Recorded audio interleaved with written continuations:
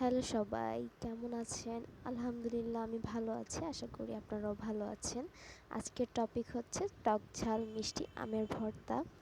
So তার জন্য আমি সবার প্রথমে আমগুলোকে ভালো মতন ধুয়ে নিব, অনেক সময় নিয়ে ধুবো। তারপরে একটা পিলারের সাহায্যে ভালো মতন খোসা ছাড়িয়ে নিব।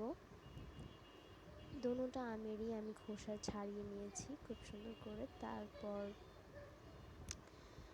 এগুলোকে আমি আবারও একটু ধুয়ে নিচ্ছি, একটু খলাই নিলেই হবে, যেহেতু আমি আগেই ধুইছি। বাট ধোয়ার ছিলার পর আবার একটু ধুয়ে নিলাম, জাস্ট এমনি। দেন আমি পিলারটার সাহায্যে আবারও চিকন চিকন করে আমগুলোকে স্লাইস করে নিচ্ছিলাম।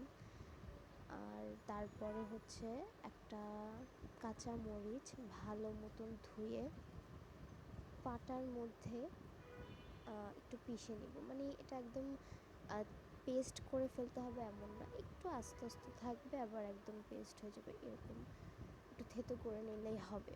তারপরে একটা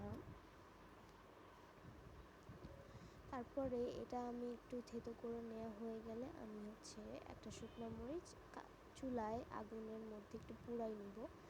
এটা জাস্ট আপনারা তেলের মধ্যে দেওয়ার দরকার নেই, জাস্ট চুলার মধ্যে একটু পুড়াই নিলে বেশি মজা লাগে। এভাবে দিয়ে দেখতে পারেন, আর কেউ যদি ওইভাবে দিতে চান তাহলে ওটাও দিতে পারবেন।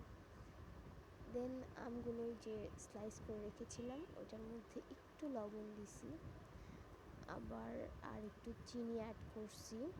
আর আমি একটু ঢং করে মাটির পাত্রে দেখাবো বলে ছোট্ট একটা পাত্রের মধ্যে নিয়েছিলাম, তো এটাকে আমি চেঞ্জ করে মাখায়া আবার এই পাত্রে ট্রান্সফার করছি। সো এই যে আমাদের ভর্তা রেডি।